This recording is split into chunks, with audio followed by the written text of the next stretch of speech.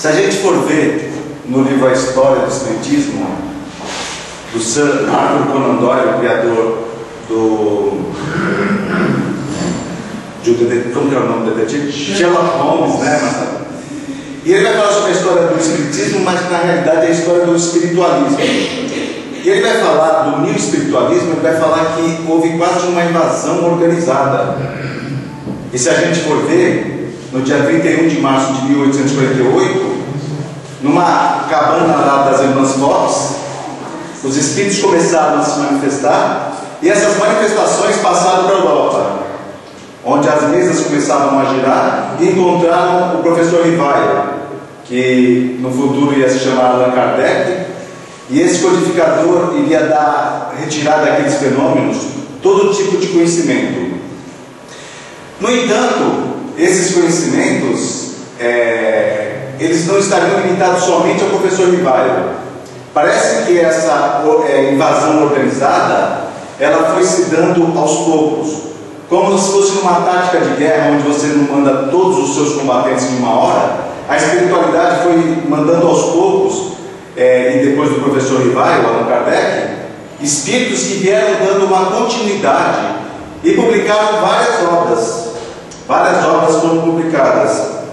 Se a gente for ver, nós temos alguns nomes que publicaram vários livros que infelizmente são muito pouco conhecidos. E hoje a gente vai tentar não mostrar todos esses livros, mas alguns, para a gente saber que existiu já bastante gente que colaborou bastante para a nossa doutrina. Em primeiro lugar, nós vamos falar sobre Leon Denis. Leon Denis nasceu na França também, de uma família pobre, e Leon Denis sempre foi ligado aos estudos. Enquanto as crianças elas estavam mais ligadas a brincar, a se divertir, Leon Denis, a diversão de Leon Denis era ler livros e fazer trabalhos bastante fantásticos. E aos 18 anos, esse Leon Denis, passando por uma livraria, ele encontra o Livro dos Espíritos. Pega o dinheiro, junta um dinheiro, consegue comprar o Livro dos Espíritos, e após ler o Livro dos Espíritos, foi um dos maiores seguidores do codificador. Ele não estava muito próximo ao codificador, porque ele morava no interior da França e o codificador estava em Paris. E Leon Denis começou a lançar algumas obras, que nós vamos ver agora. Giovanna, ele lança em 1880. O pessoal gosta de romance espírita, e esse, não sei, eu acredito que tenha sido o primeiro romance espírita, onde Leon Denis ele formula um romance, e através de uma história ele consegue passar ensinamentos da doutrina espírita e fazer uma divulgação bastante grande. Através desse livro Giovanna, ele consegue passar bastante conhecimento e consegue tirar o ensinamento espírita de dentro de uma história romanceada. Hoje é bastante comum isso acontecer, mas acho que foi inaugurado por Leon Denis. Em 1880 ainda ele lança o Progresso. Filósofo que era, nesse livro ele começa a citar como que era o progresso tanto da religião, quanto da sociedade, quanto da espiritualidade, quanto o progresso universal que rege todos os mundos. Leon Denis lança esse livro, O Progresso, que é também um tratado de filosofia. Se nós formos perceber o quanto nós progredimos desde a antiguidade até os dias de hoje, ou até os dias onde foi lançado esse livro. O Porquê da Vida, outro livro de cunho filosófico. Leon Denis começa com aquelas perguntas que muitas vezes nós falamos: quem sou eu? De onde eu vim? Para onde eu vou? O que eu tenho que fazer aqui? E Leon Denis lança esse livro, O Porquê da Vida. Depois da Morte, 1889. Esse livro eu já tive a oportunidade de ler, é fantástico. Esse livro foi um dos responsáveis pelo grande Eurípides Barçanufo se converter à doutrina espírita. Esse livro ele é dividido em 5 partes. Na primeira parte dele, ele comenta de todas as religiões, das religiões que eram secretas, das religiões do Egito, na Grécia, na Gália, em outros locais. Na segunda parte ele vai entrar diretamente na filosofia espírita. vai falar exatamente sobre a filosofia espírita. Na terceira e na quarta parte ele vai falar sobre o mundo espiritual. E na quinta parte Leon Denis dedica quase toda a sua obra onde ele fala do caminho reto. De onde todo esse conhecimento que é trazido para nós da doutrina espírita, o que nós podemos tirar de moralidade? O que nos faz ser pessoas melhores, tendo todo esse conhecimento trazido pelos espíritos? É a última parte do livro que fala do caminho reto. Aqui Leon Denis fala sobre o cristianismo e o espiritismo. Ele vai falar, o Denis, de como a doutrina espírita ela tem uma afinidade muito grande com o cristianismo primitivo. Se nós vamos perceber, o cristianismo primitivo não tinha dogmas, não tinha sacerdócio organizado, não tinha nenhum tipo de imagem. E ele vai demonstrando nesse livro, o cristianismo e o espiritismo, quantas mudanças fizeram nos evangelhos do Cristo para adaptarem aos dogmas que foram criados posteriormente. É um livro bastante interessante, onde vai demonstrar também o cunho de consolador prometido por Jesus, tirado do cristianismo e que coaduna perfeitamente com o espiritismo. No Invisível. Nesse livro lançado por Denis em 1903, Leon Denis entra na parte experimental do espiritismo. Esse livro é dividido em 3 partes. Na primeira parte ele vai falar dos fenômenos, ou seja, Leon Denis participou de reuniões mediúnicas e conseguiu tirar do espiritismo experimental, do jeito que ele fala, várias informações. Na segunda parte ele fala dos fatos mediúnicos, fatos que acontecem nas reuniões mediúnicas e que são bastante interessantes. E na terceira parte ele vai falar sobre as misérias e as glórias da mediunidade, onde nós não devemos fazer nenhum tipo, usarmos a mediunidade para fazer coisas onde nos deixarão miseráveis, e também não nos devemos engrandecer a ponto de fazer várias coisas onde a mediunidade não permite que nós façamos.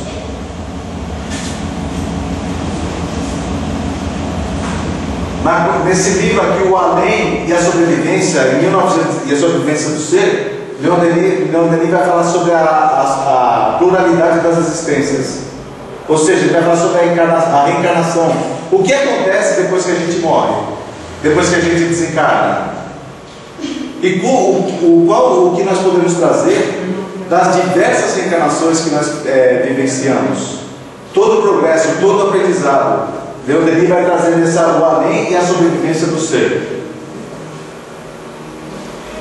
Esse é outro livro também que é de um cunho filosófico interessante, e que eu já sei que em novembro vai ter uma palestra especificamente para falar sobre esse livro, que é o problema do ser, do destino e da dor.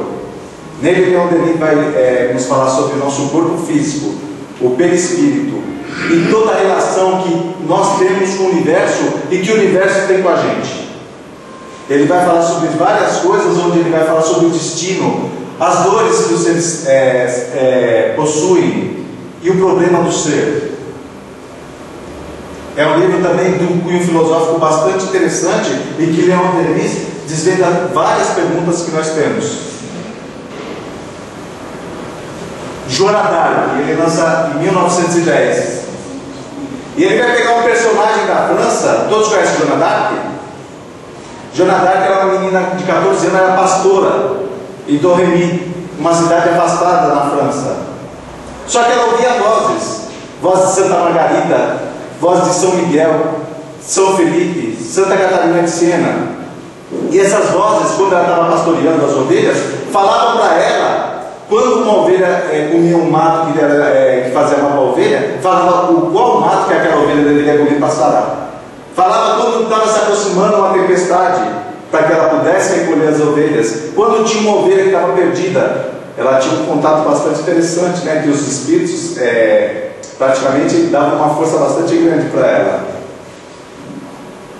Na Guerra dos 100 Anos, a Inglaterra tinha dominado totalmente a França. E essas vozes, certo dia, quando ela tinha 15 anos, viram para ela e falaram: você vai libertar a França do tacão inglês. E Joana d'Arc falou: como pode eu? eu não sei nem andar a cavalo, como que eu vou libertar a França? E as vozes falavam para Joana: Joana, estaremos com você, vai e liberte a França. Aquela menina sai por uma estrada e ela vai para uma cidade onde estava o túmulo de Santa Catarina de Siena. E ela encontra no meio do caminho um sujeito chamado Roberto de Valdecourt. Aquele Roberto olha para aquela menina e fala: menina, o que você está fazendo? E ela: eu vou à cidade de Volereau resgatar a espada de Santa Catarina de Siena para libertar a França. Roberto de Valdecourt falou: coitada, a guerra deve estar fazendo algum problema na cabeça da menina. Fala: sobe no cavalo, eu vou te levar para a tua aldeia. E ela falou: não posso, porque eu vou libertar a França. Com 5 minutos de conversa, aquela menina falou dos propósitos dela e falou várias coisas que convenceram Roberto de Valdecourt a levar até o túmulo de Santa Catarina de Siena. Existia uma mística na França que quem achasse a espada de Santa Catarina de Siena libertaria a França. E ela vai até o túmulo e tira uma pedra que estava atrás da cabeça no túmulo de Santa Catarina de Siena e resgata a espada. Aquela notícia correu mais do que fofoca. Todo mundo, o povo francês, levantou a moral porque havia descoberto que uma menina havia resgatado a espada de Santa Catarina de Siena. Roberto de Valdecourt vai levá-la até o rei. E como a notícia é que uma menina havia descoberto a espada de Santa Catarina de Siena havia chegado primeiro, Roberto de Valdecourt leva Joana, e num salão onde existiam vários homens, eles tentaram ridicularizar a menina. O rei tirou a capa dele e colocou numa das pessoas que estavam lá. E quando ela chegou e viu aquele homem, ela ajoelhou e falou: meu rei, eu vim devolver a coroa da França na sua cabeça. E aquele sujeito que estava se fazendo passar por rei falou: beija a mão do teu rei. E quando ela levanta a cabeça, ela fala assim: as vozes estão me dizendo que você não é meu rei. E ela sai procurando no meio das pessoas e vai encontrar Carlos VII, o rei da França, até então já que não tinha nenhum reinado. E ela fala: você é meu rei e eu vou libertar a França do tacão inglês e vou devolver a coroa na tua cabeça. É claro que uma menina de 14, 15, 16 anos continuava sendo ridicularizada. E ele falou: como que eu vou passar o comando do exército francês na mão de uma menina? Ela falou: nós podemos conversar? Em particular, ele conversou. E a menina falou: olha, as minhas vozes estão falando que noite retrasada você entrou na casa do conde fulano de tal e teve relações sexuais com a mulher dele. E que você entrou com um capuz onde ninguém podia te reconhecer. E daí ela conseguiu convencer o rei rapidinho, porque se ela espalhasse a notícia ia ser um problema dentro da corte. E muito provavelmente alguma coisa extraordinária tinha avisado aquela menina. Saiu daquela reunião, aquela menina que era para ser ridicularizada, ela sai com mais 7 generais do exército francês e vai comandar o exército francês. Demorou uma semana para o exército francês para eles saírem para a batalha, porque ela queria que todos os soldados fizessem uma prece antes de sair. Pessoal, mas como você quer que a gente faça prece? A gente está saindo para a guerra para matar. E ela fez todo mundo prometer que quando o inimigo tivesse já sem nenhum tipo de motivo para se revoltar contra, que não era para judiar deles e nem matá-los. Foi isso que foi o problema para Joana d'Arc. A princípio, os generais também não davam muita importância para ela. Só que nas batalhas, ela chegava, tinha um soldado, ela empurrava o soldado e passava com uma bala de canhão. Ela falava: abaixa que daqui a pouco você pode ser acertado. A pessoa abaixava e a bala passava. E aquele tipo de informação começou a trazer para Joana d'Arc uma confiabilidade no exército que todo mundo se confiava para ela. Numa batalha de Orleans, quando era 10 horas da noite, ela fez o exército todo francês se levantar. Falou: vamos atacar agora. E eles falavam: mas como que nós vamos atacar agora? E Joana d'Arc falou: minhas vozes estão me dizendo que eles estavam numa festa, estão todos bêbados, e nós vamos atacar agora. Quando ela atacou, foi na 8ª batalha, ela consegue libertar a França do tacão inglês. As vozes avisaram antes dela voltar, para ela voltar para Domremy, que a missão dela já tinha sido cumprida. No entanto, ela achou que não. Ela queria ir até lá. E quando chegou lá, Joana d'Arc, aquela menina de 16 anos, que tinha libertado a França, teve 3 inimigos poderosos. Primeiro foi a corte da França, que virava para o rei Carlos VII e falava: olha, o pessoal não vai respeitar mais você não.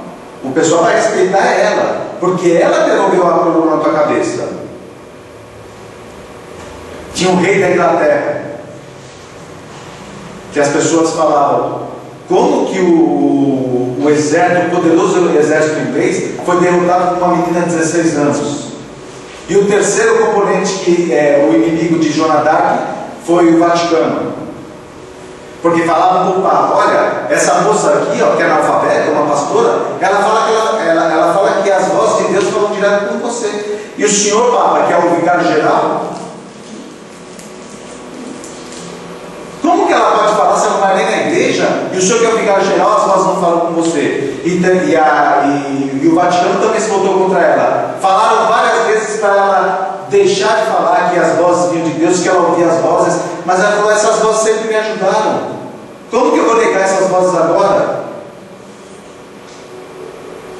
Houve vários julgamentos, as vozes auxiliavam ela, e quando não teve mais jeito, levaram ela para ser queimada viva.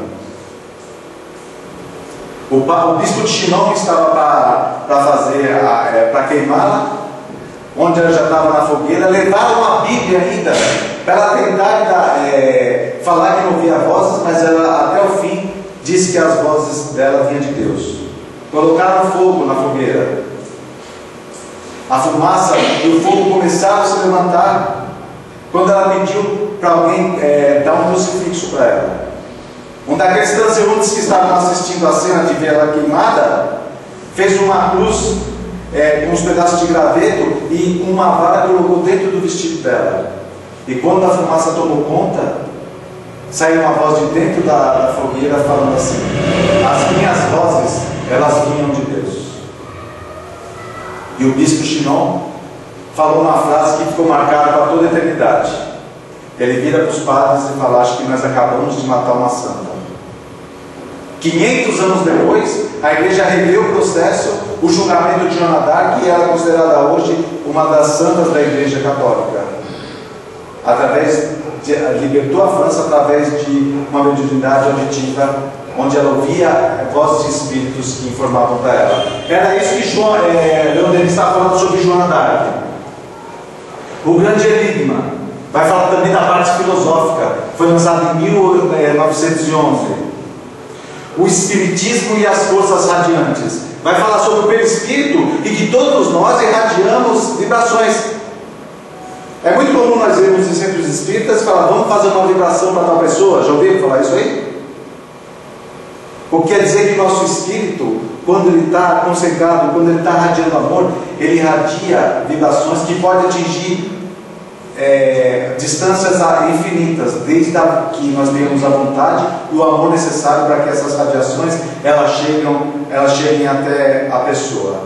Se existe um tsunami no Japão e eu tiver uma possibilidade de fazer uma radiação, de vibrar amor, tenho certeza que essa radiação, que essa vibração chegará até os nossos irmãos japoneses e poderá fazer algum bem de alguma maneira. E Leon Denis, ele vem explicando justamente sobre isso, o espiritismo e as forças radiantes. O mundo invisível e a guerra. Houve uma guerra na França em 1914, e Leon Denis ele traz uma visão de como era o mundo espiritual, como que era a preparação, o que acontecia durante uma guerra no mundo espiritual, e ele passa para esse livro, O Mundo Invisível e a Guerra. O Espiritismo e o Clero Católico. Esse livro é bastante importante, porque os padres eles desciam corrente na doutrina, falavam toda sorte de coisas que não são verdadeiras sobre a doutrina. E Leon Denis, ele usou esse livro justamente para defender a doutrina e atacar o clero, que era hipócrita na época. Hoje parece que isso é uma atitude muito comum do movimento espírita brasileiro. Mas Allan Kardec e os continuadores da obra dele nunca deixaram um ataque do espiritismo passar em vão. Nunca Allan Kardec ou esses continuadores, eles sempre defenderam a doutrina. Hoje em dia falam tanta coisa sobre a nossa doutrina e as pessoas falam: deixe isso, é propaganda. Mas isso não era uma coisa da época de Allan Kardec. Obviamente que quando tinha uma resposta para aquelas pessoas que atacavam a doutrina, era uma resposta sempre educada. Mas nunca a doutrina, o Allan Kardec e os continuadores deixaram uma acusação que fosse infundada sem resposta. E isso o Eurípides Barçanufo também fez. Isso o Caio Schutter também fez. Parece que foi de um tempo para cá que a doutrina parece que esqueceu essa parte da defesa que nós devemos ter. Hoje todo mundo fala toda sorte de coisas sobre a doutrina espírita, e as nossas federações e as pessoas parecem que não tem nenhuma motivação para defender a nossa doutrina. Não que a nossa doutrina mereça defesa, mas existe muita coisa aí fora falando sobre a doutrina espírita que não é verdadeira. Não sei se já aconteceu com vocês alguma coisa parecida. Quando falaram assim: você é o quê? Fala: eu sou católico. E a gente muitas vezes sabe quando as pessoas são católicas, porque elas falam assim: você vai na missa? Você vai lá no curso lá, tudo? E as pessoas que são católicas não têm nenhuma vergonha de falar que é católico. Os evangélicos mais ainda, os protestantes, né? Ele fala: você vai no culto hoje? Porque eu vou lá no culto, tudo. E o professor Sereno Celestino falou numa palestra dele, eu achei bastante interessante. Você já viu os espíritas quando eles se encontram para perguntar? Quando a gente se encontra lá no Sonda?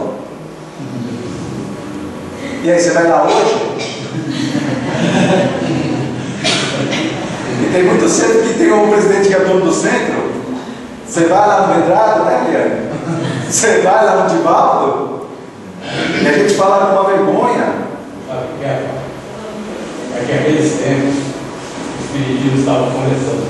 Como havia necessidade da batida de mesa, havia necessidade da defesa, porque nós não éramos conhecidos. Hoje eu considero o espiritismo a maior religião do ser humano. Digo religião, não religião. Então nós não temos necessidade hoje de mostrar para ninguém que não existe. Nós estamos, nós nos incomodamos, estamos à frente dele na vida. Eu também tem toda a razão, Edgar. Só que uma vez eu falei que eu era espírita, e a pessoa perguntou para mim onde que encruzilhada eu ia matar o bode. Então parece que as pessoas, por mais que a doutrina seja divulgada, quando você fala ainda que é espírita, a pessoa já te imagina, né, com uma roupa branca, numa encruzilhada, e o que não é nenhuma coisa assim que é nenhuma crítica, mas as pessoas confundem muito. Mas o que o Edgar falou é correto. A síntese doutrinária da prática do espiritismo. Os espíritos e os médiuns, quem quer saber sobre mediunidade, tudo em 1921 ele lança esse livro. O espiritismo na arte.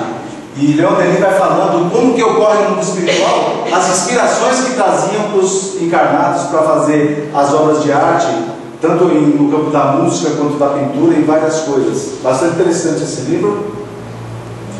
Socialismo e espiritismo. Porque Leon Denis tinha um sonho de que existisse o socialismo, mas não o socialismo que nós conhecemos hoje, onde todos um pudesse ajudar o outro, para que as pessoas não passassem tantas dificuldades. Olha, você que escreveu isso. Agora eu fiquei curioso. Seu livro nasceu em 1880, e esse livro foi lançado em 1889, 9 anos depois, é isso? Depois da morte, 1889. Foi o baiano que levou para ele. Foi isso? Foi. Quantos anos será que ele estava na época? Quem? Ele nasceu em 1900. Eu posso pesquisar para você depois, ligado? Aí eu tenho aquele livro, Eurípides, o Homem, que é da Colina do Menino. Eu posso procurar. Eu sei que foi o tio senhor Mariano que entregou para ele. O Homem, a missão, não tem quanto cada ele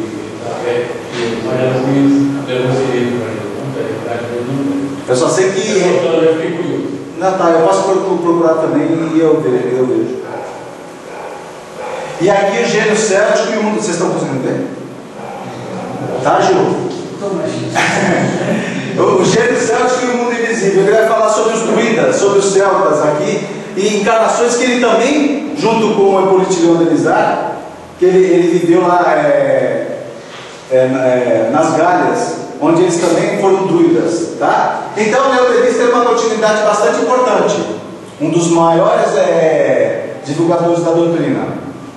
Esse aqui, Gabriel Delany, a gente pode falar que ele nasceu no lar espírita, porque o pai dele, Alexandre Delany, estava em Paris e ele ouviu falar do espiritismo, tomando um café assim, e quando as pessoas falaram sobre o espiritismo, ele não acreditou muito, mas levou a informação para a mãe dele, Dona Alexandrine Delany. Quando ela falou assim, eles se interessaram, compraram o livro dos espíritos e os livros dos médiuns. E depois ele se tornou, o pai dele, o senhor Alexandre Delany, tornou-se espírita, e Gabriel Delany nasce num lar espírita. Tanto que a mãe dele era uma das médiuns que Allan Kardec utilizou para codificação. E ele fala o espiritismo perante a ciência. Hoje ele vai falar de. Fala aí, Marcelão. Você sabe que Gabriel chamava Allan Kardec de vovô, né? Sim. Era uma relação bem próxima. Não, então, por isso que eu estou falando, ele além de ter nascido num lar espírita, ele teve um contato fantástico. E quando teve uma publicação de um livro aqui, o próprio Gabriel Delany fez uma introdução, agradecimentos, né? A Allan Kardec, que era como se fosse um vô. O próprio Allan Kardec pegou o Delany no colo uma vez e falou: olha, esse vai ser um grande divulgador da nossa doutrina. Então, o espiritismo perante a ciência, Gabriel Delany vai mostrar que a ciência não está nada afastada da religião, da doutrina espírita. Ele vai falar sobre a ciência daqueles dias atuais e ele compara com a ciência que existia na época. E vai ver que não foge em nenhum momento disso. O fenômeno espírita, ele pega aquele fenômeno das irmãs Fox, telepatia, fotografia do pensamento, todas essas coisas, e ele começa a colocar dentro de um livro chamado Fenômeno Espírita. Evolução Anímica é um livro bastante interessante, onde ele vai falar o que o princípio espiritual, as diversas viagens do princípio espiritual, desde o começo dele até quando se torna o ser humano, onde passa pelas plantas, pelos minerais, pelos animais. É bastante interessante. Ele amplia o conhecimento, o Delany. A alma é imortal. Foi nesse, Marcelo, que ele ia fazer, acho que uma dedicatória para o Kardec, falando sobre a alma, falando sobre o estudo da doutrina espírita. Aparições materializadas dos vivos e dos mortos. Eu fui procurar, não tem esse livro em português. Ele lança o segundo volume em 1911. Ouçamos os Mortos também não tem a tradução em português. E a reencarnação, Delany combate quem ia contar a reencarnação, falando da justiça da reencarnação, de crianças que se lembravam de vidas passadas, de pessoas que não tinham nenhum tipo de conhecimento e que não tinham frequentado nenhum tipo de escola, nenhum tipo de coisa, e já trazia de outras vidas conhecimentos. Ele vai defender aqui, o Gabriel Delany, a reencarnação em 1927. Camille Flammarion, esse sujeito foi um gênio. Um gênio, Camille Flammarion.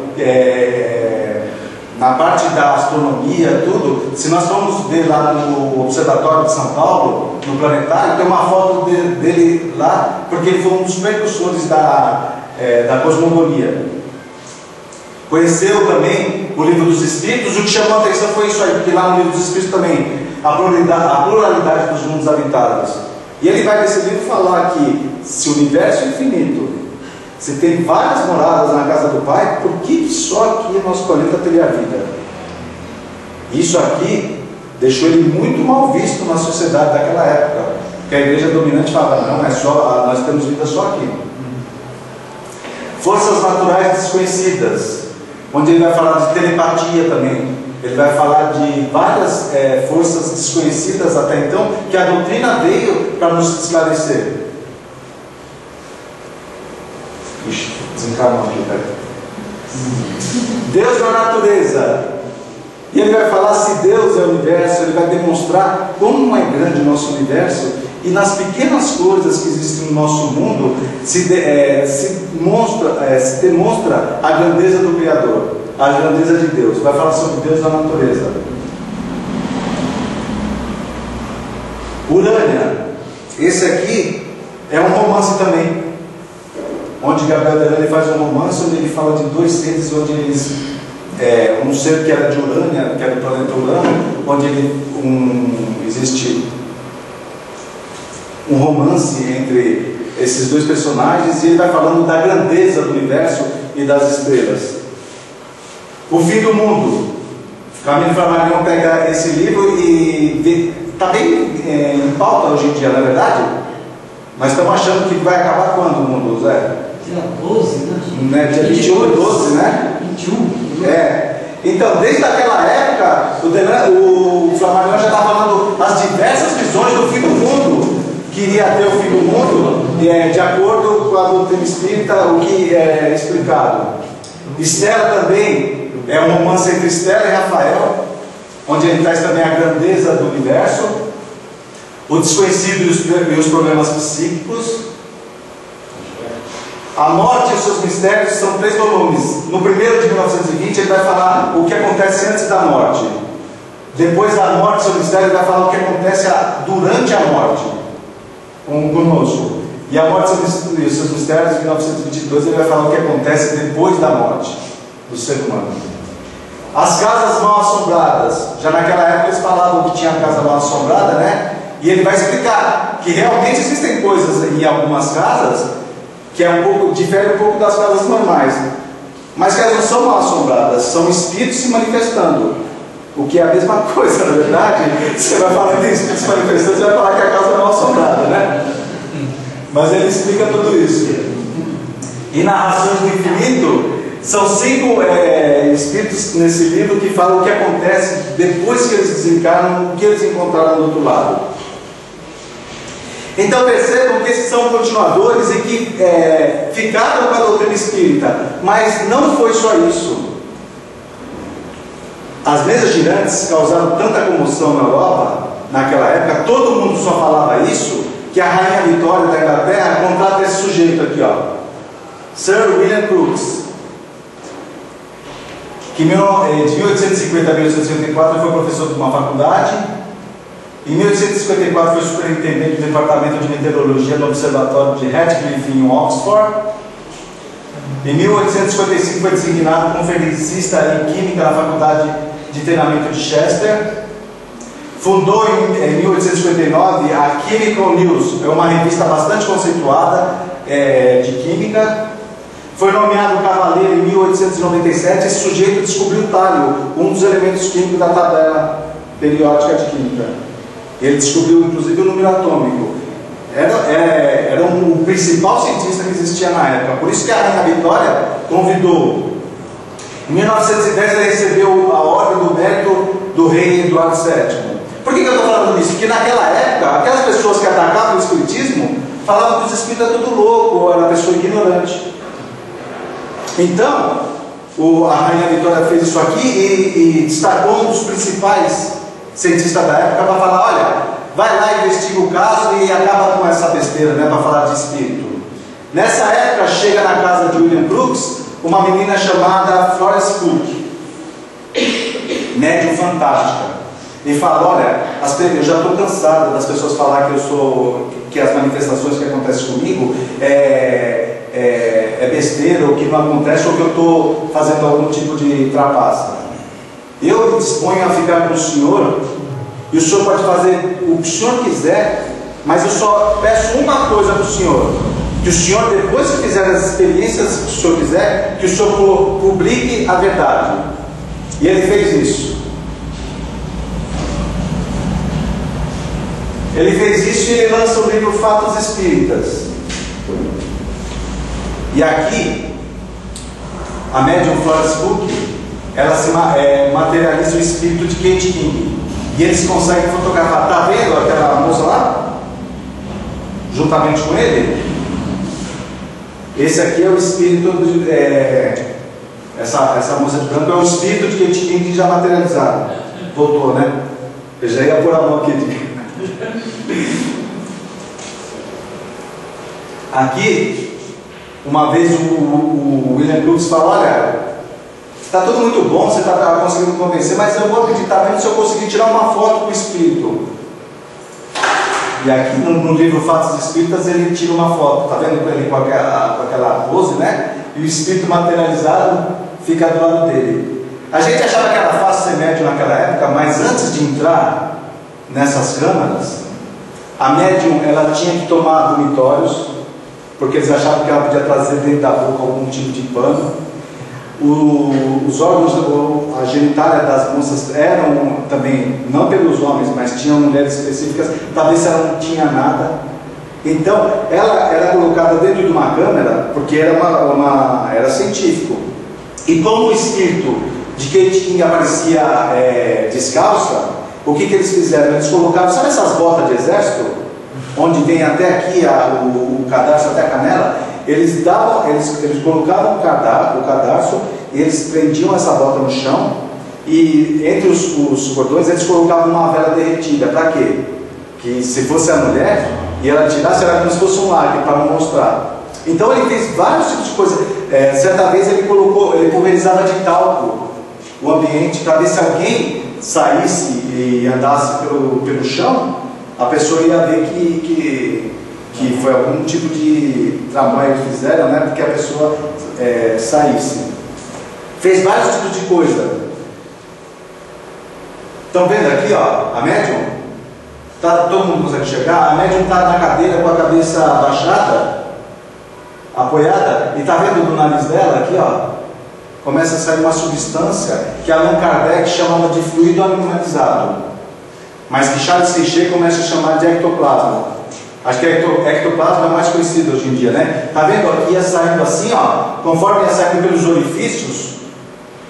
Por isso que eles falavam, eles imaginavam que ela tinha engolido alguma coisa, porque saíam dos orifícios também, né? Da boca, do nariz. Ia se formando um espírito aqui. E aqui de novo o espírito de Kate King. Essas fotos estão tudo nesse livro Fatos Espíritas.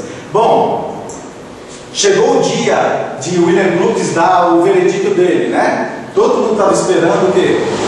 Que ele ia chegar falando: não, isso é tudo uma besteira.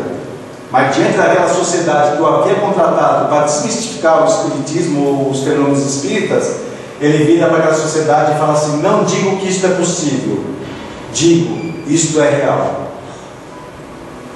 E aquilo pegou muito mal para ele. Inclusive ameaçaram de expulsar da Academia Real da Inglaterra, por causa daquele, ele falou que aquilo era real.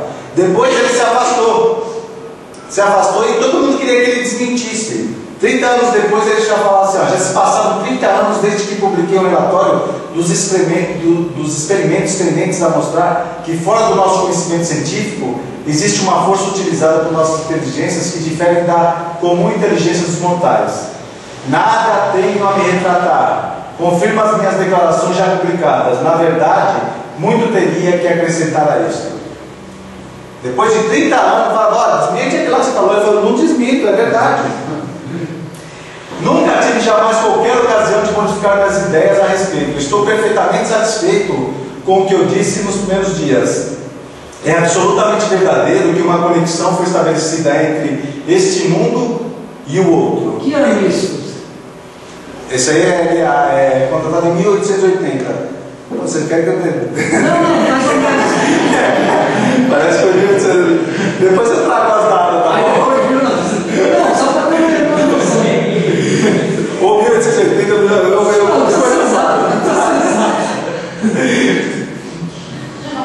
eu vou colocar depois na impressão para não só ter que lembrar isso, tá? Mas ele não foi só esse. Outros cientistas, Alexander Aksakov, ele foi o czar, conselheiro do czar da Rússia, Alexandre III, ele lança um livro Animismo e Espiritismo. Você sabe o que é animismo? É quando os fenômenos saem, ele fala de ânima, né? Do próprio médium, não é coisa que vem pelos espíritos. Então existe uma coisa chamada psicometria, onde algumas pessoas têm a capacidade de tocar em algum objeto e saber toda a história que aquele objeto teve. Isso não é mediunidade, isso é animismo. Isso é uma faculdade do espírito, mas da própria pessoa. Não é um espírito que vem informar isso que acontece. Aquelas pessoas que têm a capacidade de enxergar acontecimentos que não estão acontecendo nesse momento, isso a Allan Kardec chama de dupla vista. Isso é animismo, não é mediunidade. E algumas pessoas no movimento espírita, quando falam de animismo, elas torcem o bico. Por quê? Porque nas comunicações, ou por exemplo psicografia ou psicofonia, se o médium sempre começa a falar a mesma coisa e falando que é do espírito, muitas vezes é animismo, ou seja, são informações do espírito que quando está desprendido do corpo, ele passa, e não é nenhuma informação que vem de outro espírito, mas do espírito do próprio médium. Conseguiram entender? Isso não é mediunidade, isso é animismo, tá? Não é uma coisa ruim. Allan Kardec teve a oportunidade de estudar essas pessoas, quando no livro dos médiuns ele fala das pessoas elétricas, ou a gente pode entender sensitivos. Cadê? Gustavo Gerei, um médico também, bastante famoso naquela época, ele também participou dos estudos e averiguou a veracidade dos fenômenos espíritas. César Lombroso, esse sujeito ele é reconhecido até hoje, falar do crânio lombrosiano, porque ele era anatomista e ele achava que, de acordo com a afeição, com o crânio da pessoa, dava para saber se ela ia ser uma pessoa ruim, né, Marcelo? Bandido ou não. Isso, justamente. Hoje essa tese já foi totalmente descartada. Mas esse César Lombroso, ele escreveu vários artigos ridicularizando a doutrina espírita. Uma vez tinha uma médium chamada Eusapia Paladino e ele participou dessa reunião. E a médium, através da psicofonia, o espírito falou: olha, nós estamos aqui dispostos a provar que nós existimos. E ele fala: então pode começar. Quando começou, os móveis começaram a se elevar, uma mesa pesadíssima foi para cima dele. Quando estava para cair, os espíritos levaram de volta tudo. Volta o espírito e fala: e aí, está satisfeito? Ele falou: isso foi bastante espantoso, mas pode existir uma força que nós desconhecemos que está movimentando. E o espírito falou: nós podemos fazer melhor. Você quer? E eles falaram que quer. A médium entra dentro de uma câmara, e daquela câmara sai uma senhora já bem velhinha, com um véu no rosto, e vira para ele e fala: Mio Fiore. Quando ela levanta o véu, era a mãe desencarnada do César Lombroso. A partir daí, até o final da vida, ele defendeu os fenômenos espíritas. Depois dessa também a mãe vindo ao fundo dele, na verdade, você não conhece, né? E Ernesto Bozano também, esse também foi fantástico. Tinha tanta obra dele para mostrar, mas é que fica muito cansativo ficar falando de data, né, Zé? Das obras, tudo mais também, que foi fantástico. Ele também foi um que falou sobre animismo e cristianismo. Ele fala da xenoglossia. Vocês sabem o que é xenoglossia? Uma faculdade mediúnica onde o médium fala línguas estrangeiras. Tá? Existe um fato bastante famoso, Pentecostes na Bíblia, que foi isso que aconteceu, onde vários espíritos, onde as pessoas que estavam lá se manifestavam em línguas diversas.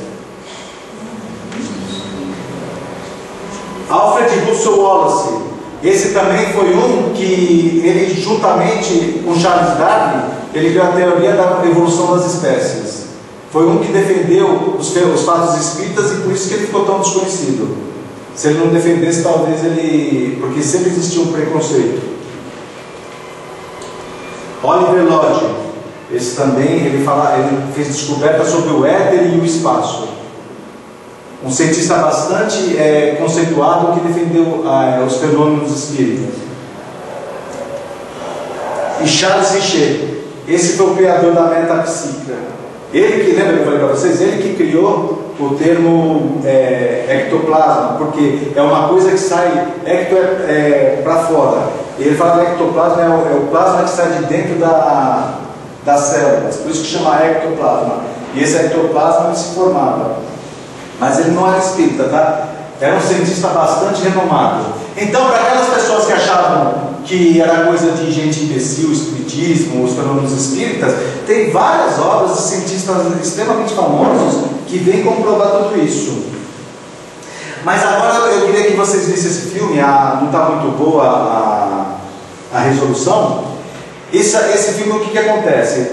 É uma igreja, está tendo uma missa de ação de graças, tem um sujeito chamado Cláudio que ele desencarnou, e quando eles estão filmando essa missa, aparece o Cláudio e mais uma outra pessoa que ninguém sabe quem que é. Ele já estava desencarnado. Os familiares só foram perceber a presença dele na igreja quando viram a fita. Ouçam vocês verem.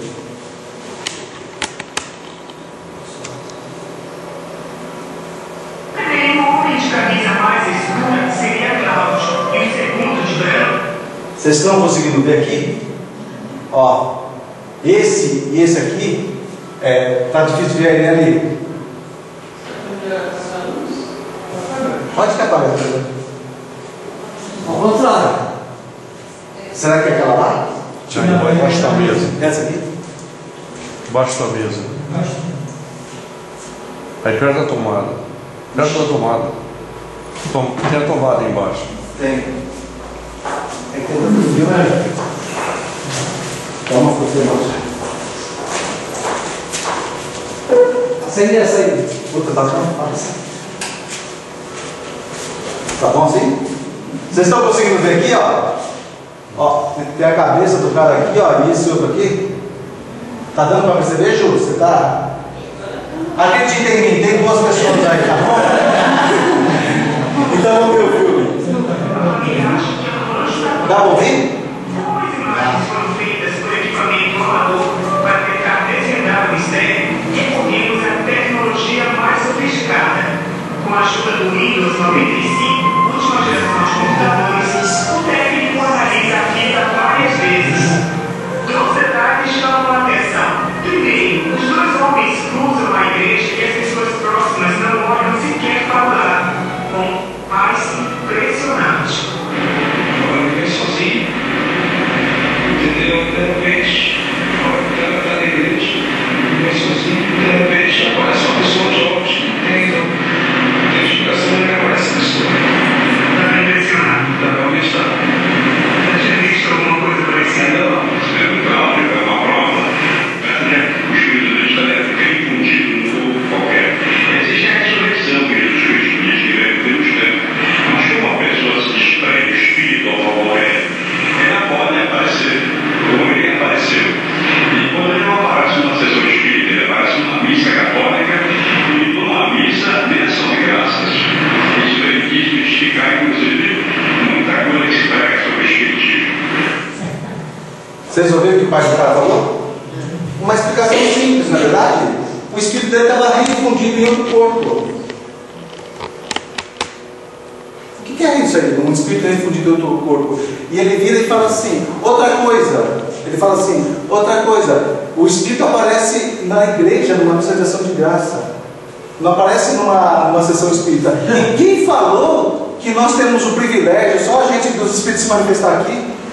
Onde existem mais manifestações são dentro das igrejas. Então ele quis explicar uma coisa inexplicável. Se eu sou repórter, ela fala, como que um espírito se refunde dentro de um corpo? Né? Vamos ver lá, mas agora é o espírito, hein? O presidente da União Espírita Paraense também viu as imagens da missa. Nenhuma surpresa. Ele diz que não é o primeiro caso. E com base nos ensinamentos espíritas, garante que a barreira entre a vida e a morte pode ser muito estreita. A morte do corpo físico, que leva realmente ao desprendimento do espírito, que é o ser imortal, não retira nem dos sentimentos, nem dos conhecimentos, nem das ideias. Vamos olhar o aspecto afetivo, que se tratar de uma coisa comemorativa, dando aniversário, se não me engano, tá bom. E nada mais natural que a compartilhar daquele momento de alegria. É um ser que vibra, que ama, que pensa. Então se joga naturalmente. Não há vida após a morte, rebate o pastor evangélico que também assistiu à fita. O pastor é categórico. Baseado na Bíblia, ele explica que o homem da igreja pode ter o rosto de Cláudio, uma filha, uma família, mas a alma seria de outro. Paulo escreve a igreja primitiva, dizendo nas suas cartas que devemos ter cuidado com Lúcifer, o diabo, Satanás, que é o inimigo das almas dos que servem a Deus, porque ele se transforma, pode se transformar em anjo de luz. Então, manifestações de pessoas que já morreram na terra, nós poderemos também conotar como uma manifestação demoníaca, porque Satanás ele tem o condão de se transformar em até anjo de luz. Entre o espírita e o evangélico surge o padre Jaime Pereira, que estuda há mais de 20 anos casos como o de Cláudio Ronaldo. O padre é cauteloso. Ele analisou as imagens várias vezes e usa a parapsicologia para tentar explicar a cena. Existe um fenômeno chamado fotogênese. Com a força da mente, uma pessoa pode criar imagens em filmes. É o que deve ter acontecido, inclusive, nesta foto de um batismo evangélico. Ninguém sabe de onde saiu a figura que aparece no meio. Os evangélicos afirmam que se trata de um anjo que veio anotar os nomes dos batizados no livro da vida.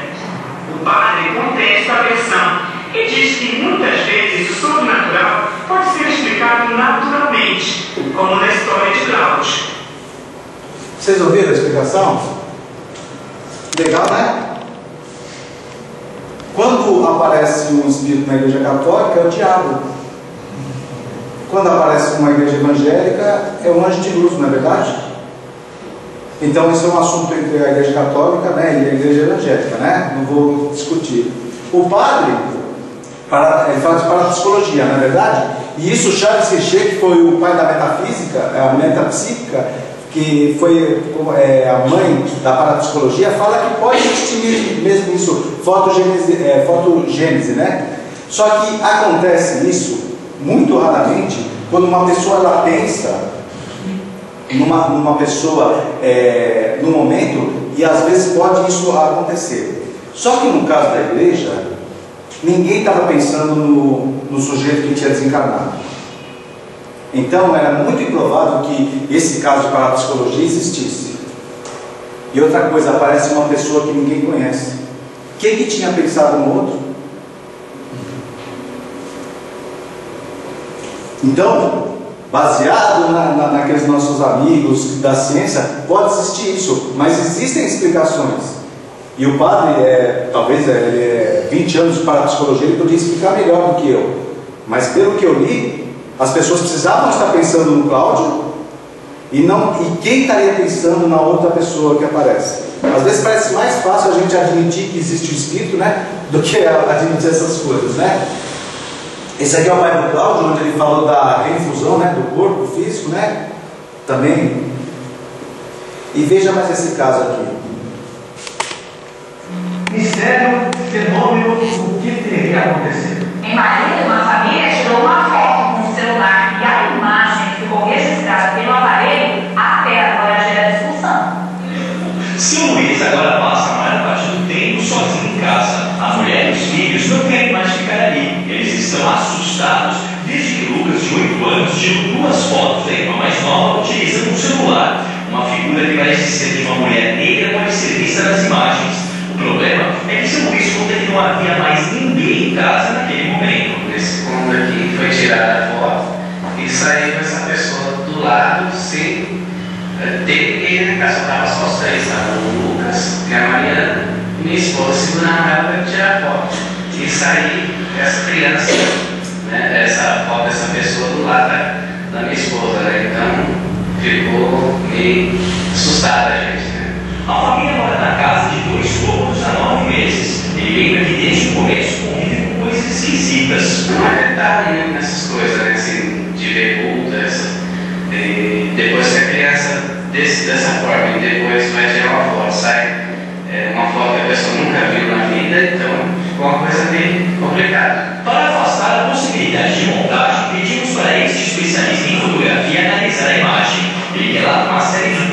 possibilidades para explicar o fenômeno, mas se impressiona o que vê. Pode ser, por exemplo, um defeito de celular, um defeito da câmera, posso estar colocando uma imagem sobre posta isso é algo que pode ter acontecido também. Né? Esses aparelhos mais novos, eles apresentam um defeito, acontece. Né? Mas assim, eu digo que é uma imagem impressionante, a gente vê a pessoa nítida aqui, impressiona, mas até ser analisado certinho, eu não posso dar uma resposta precisa para vocês. Recorremos também a 3 representantes de igrejas em Marília. Todos eles analisaram a foto de maneira cuidadosa e explicam o caso de maneiras diferentes. Desde que não haja uma intenção fraudulenta da parte dessas pessoas, eu acredito que não haja, né? É possível que ocorra esse fenômeno. O que causa assombro, espanto nas pessoas é o desconhecimento da realidade da sobrevivência do corpo espiritual à morte do corpo físico. O diabo se configura da forma que ele quiser. A Bíblia nos dá exemplo como ele encarnou uma serpente, como ele encarnou Eva, e assim sucessivamente. O nome dele, no meu parecer, é engano e ilusionismo. Ele tem facilidade de ilusionismo, né? Eu não vou dizer a possibilidade de um espírito estar ali, né? Mas eu posso dizer que se tudo é energia, então uma energia negativa, como ódio, como mágoa muito profunda, fenômenos assim, como esse que nós vimos na foto.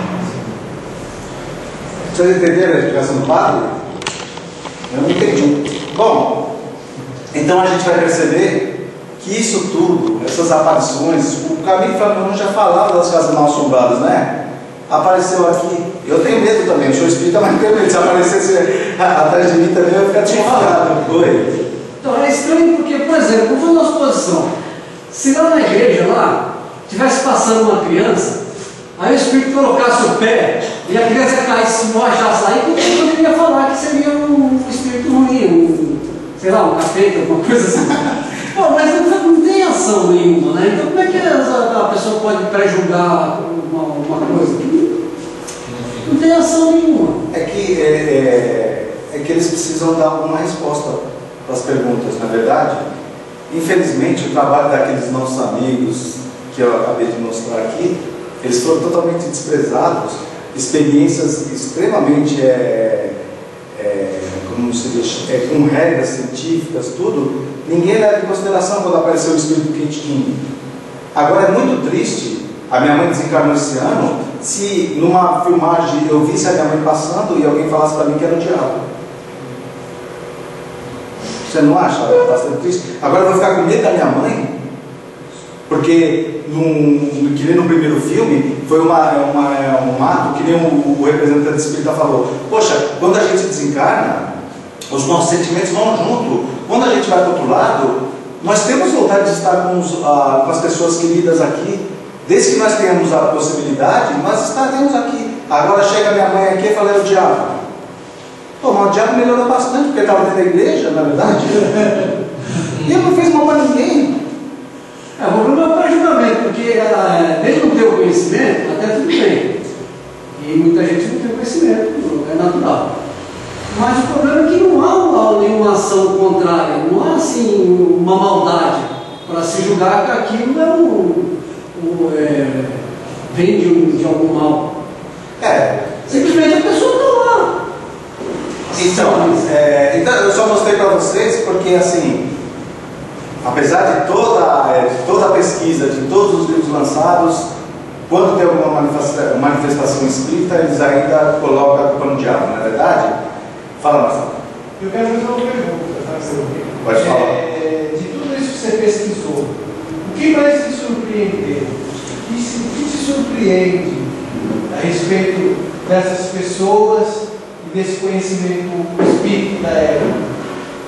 O que me surpreendeu foi aquela comissão formada pela Rainha Vitória, onde tinha o William Crookes, um dos principais pesquisadores, e ele fez todo tipo, era o mais confiável que tinha na Europa, e ele fez todo tipo de pesquisa onde não teve chance nenhuma de ter fraude, e as pessoas, quando ele deu o veredito dele, contrataram ele para fazer aquilo, quando ele sincero e falou o que tinha acontecido, as pessoas automaticamente começaram a descartar ele. E querendo depois que ele falasse, que ele se retratasse daquilo.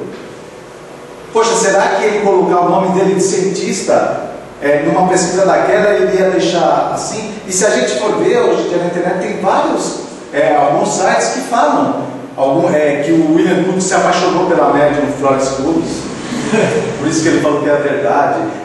Cada tipo de absurdo. Então, foi feito tudo isso. Mas o que mais me deixa assim é que as pessoas têm toda a possibilidade de ver a verdade. E elas não querem ver a verdade. Existe um ditado que fala que você precisa ver para crer, né?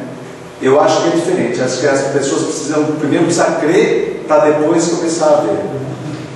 Então, porque, Marcelo, o Espiritismo ele veio em paralelo com as religiões. Quando o Allan Kardec trouxe as pesquisas, existia espírita católico, existia espírita protestante, existia espírita judeu. Só que quando essas pessoas que estavam naquelas igrejas falavam que estavam participando das pesquisas espíritas, os próprios componentes daquelas igrejas afastavam eles. Eles começaram a se reunir depois porque ninguém mais aceitava. E se a gente for ler o livro que é o Espiritismo, o Allan Kardec, no debate que é feito com o padre, ele fala isso aí. Por que vocês estão desgraçando a vida das pessoas? Porque quando se falava que era espírita, as pessoas, o clero, excomungava aquela pessoa e falava, inclusive, para que ninguém comprasse no comércio que aquela pessoa estivesse, ninguém desse emprego para quem participasse de reuniões espíritas. Então, depois de tudo isso, ainda, a espiritualidade foi bondosa ainda, porque ela transfere lá da Europa, traz aqui para o Brasil. Então, daí Ricardo Bezerra de Menezes, que faz várias coisas, o Eurípides Barçanufo, que tem várias coisas, Caibá Schutel, Batuíra, daí chega Chico Xavier, o maior brasileiro de todos os tempos, inclusive, não é verdade? Chega Chico Xavier, uma pessoa que fez até o 4º ano. Ele escreve 450 livros. E as pessoas falam que ainda é fraude. Então, eu não sei. Não tem mais o que a espiritualidade vir aqui e falar, nós existimos. Nós continuamos vivendo depois disso. Tudo que era para ter sido feito, já foi feito. Mas você pode perceber que esse número de pessoas vem diminuindo com o passar do tempo. São pessoas que... se elas aceitarem isso, elas vão contra o seu propósito delas mesmas. Então elas não conseguem aceitar. Verdade. Fabinho. Eu acho que eles não querem acreditar, que não querem. Só vamos relembrar a passagem de Lázaro. O que o rico fala para Abraão? Que peça para avisar os irmãos dele que não cometam o mesmo erro que eles cometeram. E Abraão responde o quê? Abraão, né? Acho que é Abraão. É Abraão. Se eles não acreditam no que vem, como vão acreditar no que não vem? Não isso não está na Bíblia? Tá. No Evangelho? Uma passagem, justamente. A passagem de Lázaro. Você ia falar, Marcelo? É verdade isso. Eu tenho mais uma dúvida. Eu acho que na verdade não é meio direcionamento, mas você conhece bem a codificação, que a gente sabe. Você conhece bem os livros da codificação. E eu acredito que você entrou num universo novo, que é as pessoas que estavam junto com ele. Será que dá para compreender o Espiritismo só com a codificação? Ou esse material complementar que está à volta dele auxilia na compreensão do Espiritismo? Auxilia muito, Marcelo. Auxilia muito. Inclusive, o que eu citei para vocês, do Gabriel Delany, Evolução Anímica, se não me engano, poxa, ele fala, ele estende, ele amplia mais o conhecimento sobre o perispírito e o princípio espiritual, a viagem dele que ele faz desde quando ele está ligado ao átomo até quando se torna um arcanjo, que está na questão 540 do Livro dos Espíritos. Realmente você lendo esses autores contemporâneos da Allan Kardec, enriquece bastante a nossa doutrina. Inclusive, alguns deles também falavam coisas que não batem muito com a doutrina, mas que é para a gente ver, comparar e tomar uma decisão. Não é tudo o que acontece. No caso do Denis, no caso do Delano, tudo bem. Mas de outros cientistas falam de coisas que não vai de acordo com a doutrina espírita. E o que é bom isso, para a gente conseguir discernir o que é o certo e o que é o errado. Aquela experiência dentro da Terra também foi feita na Rússia. Eu não lembro o nome do físico. O Alexander Aksakov, não é? Que eu passei aqui. Foi feita na Rússia, a mesma coisa, e ele realmente disse que não tinha como explicar como acontecer. Que existe. Sim, fala aí, Thiago. Marcelo, ouvindo? Claro. Nesse fato da Alta Paulista aí, qual a ligação dessa menina com esse espírito que está perto dela, na sua opinião? Qual a ligação entre a foto da criança A criança com o outro que é? Eu não sei exatamente qual é a ligação. Eu sei que existe a grande possibilidade de ali poder ser algum espírito afim. No sentido de, ou porque tiveram algum entreveiro no passado, ou porque eles realmente talvez tiveram encarnações próximas no passado, e aquela criança, a gente sabe que até mais ou menos os 7 anos a gente recebe muito visita de espíritos amigos. Então pode ser tanto um lado quanto o outro da questão. Não dá para saber. Pode ser também. Eu acho bastante difícil a gente falar assim. Mas eu acho que é mais um espírito afim. Parece que a criança na imagem está bem tranquila, né? E quando tem algum tipo de problema, os espíritos eles conseguem interferir drasticamente a ponto da criança ficar bastante perturbada se tem algum espírito interferindo drasticamente. Ou pode existir também, diga, daquela mulher, a família se mudou há pouco tempo. Talvez ela tenha morado na casa e ela não se desprendeu ainda das coisas materiais. Existe isso aí também. É bastante difícil. O que você acha, Diago? Você não acha nada? Posso fazer mais uma conta? Fala. Com o aparecimento do livro dos Espíritos, está provado que aumentou o estudo da metafísica, né? Da psicologia, da psiquiatria. Então, eram estudos que não se davam muito interesse. Com o aparecimento do Espiritismo, isso ganhou uma desenvoltura bem maior, que antes não tinha quase que estudo, as pessoas não se preocupavam, ou talvez tivessem medo.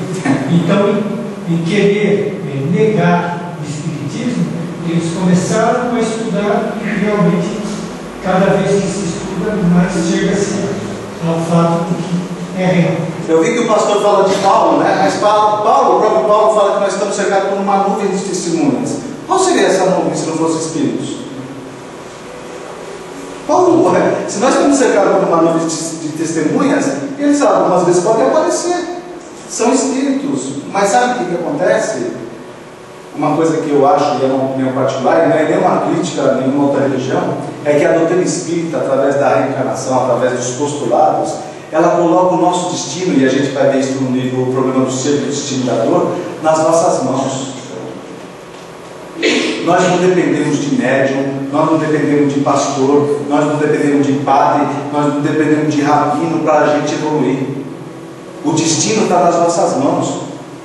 Se a gente faz hoje, se a gente planta bem hoje, a gente vai colher bem amanhã. Nós não precisamos de intermediários. É lógico que nós estamos aqui no centro, e algumas pessoas têm mais conhecimento que outras, mas vai depender de nós. A doutrina vai muito simples, fala assim, olha, planta direito que você vai colher coisa boa. Mas não é a doutrina que fala isso, é Jesus que fala, o plantio é livre, a colheita é obrigatória. Ele está falando de direito de causa e efeito, um dos pilares da doutrina, que a doutrina vem nos fazer. Então, é isso que eu acho que as pessoas ainda têm resistência, porque não são todas as doutrinas que colocam o destino na tua mão. Fala, depende de você.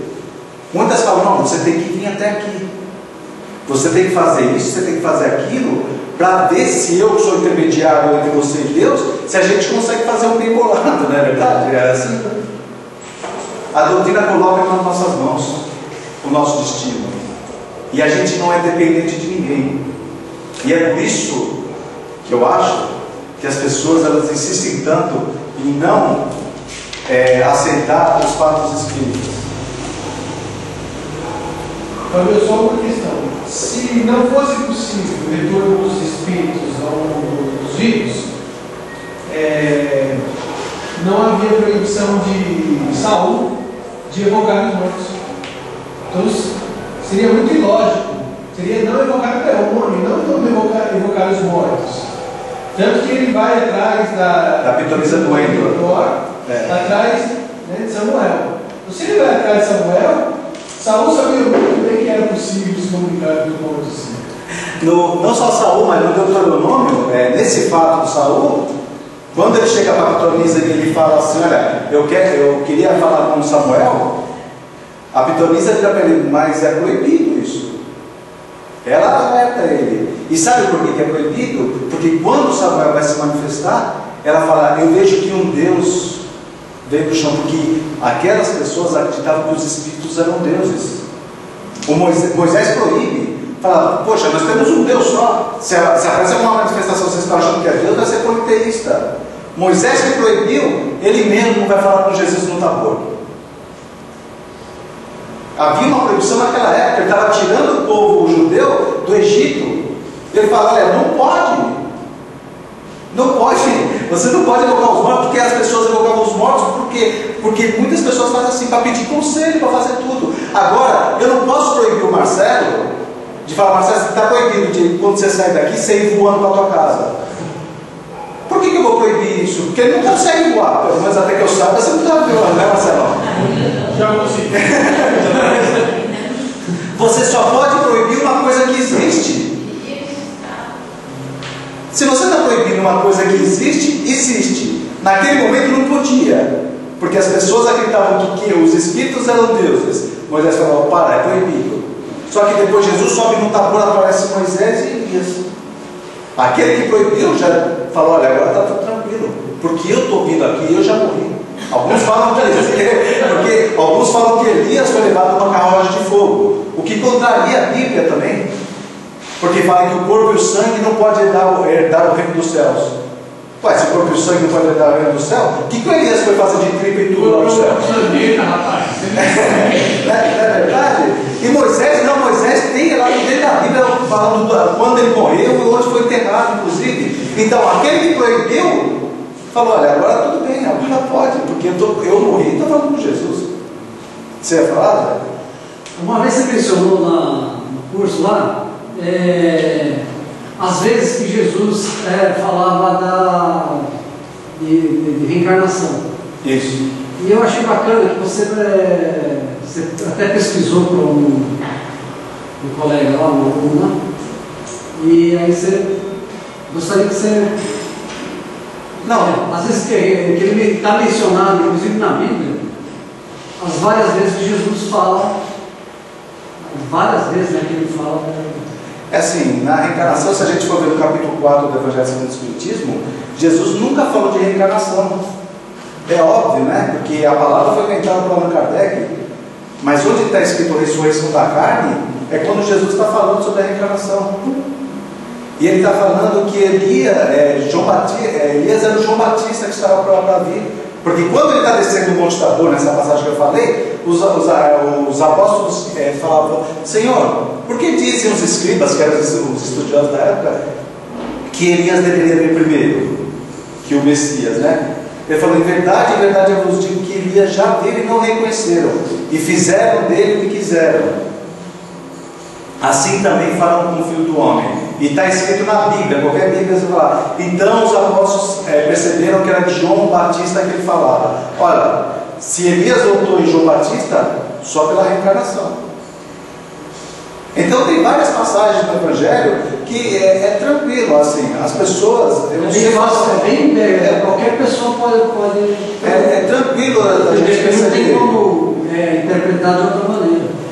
Mas assim, eu volto a falar, o próprio Kardec tinha todo o respeito por todas as religiões, tá? Quando a gente fala isso aqui, eu não estou querendo minimizar nenhum tipo de religião. Só que o Kardec não deixava nenhuma questão, nenhuma acusação sem resposta. Esse sujeito aqui que fala que é o diabo, tudo, ele ia lá e respondia de uma maneira educada. e com uma lógica, um raciocínio que pudesse convencer qualquer um. Agora, se não querem se convencer, daí não é mais problema nosso, não é verdade? Eu quis passar hoje, tem mais alguma pergunta? Não, né? Eu quis passar hoje e foi bastante interessante viajar por esse mundo, para essas personalidades. O que eu falei aqui foi bem pouco, tem muito mais coisa para falar de cada uma dessas pessoas, mas é que para nós sabermos que a nossa doutrina é baseada em fatos, e não é só em moral, é em filosofia e em ciência. E até agora nenhuma dessas três foram contrariadas. E a gente, estudando a vida de cada um deles, temos toda a oportunidade de saber que a doutrina é apoiada nesse critério: moral, filosofia e ciência. Estudemos a obra deles e nós ampliaremos o nosso grau de conhecimento. Muito obrigado por vocês estarem aqui nessa noite fria.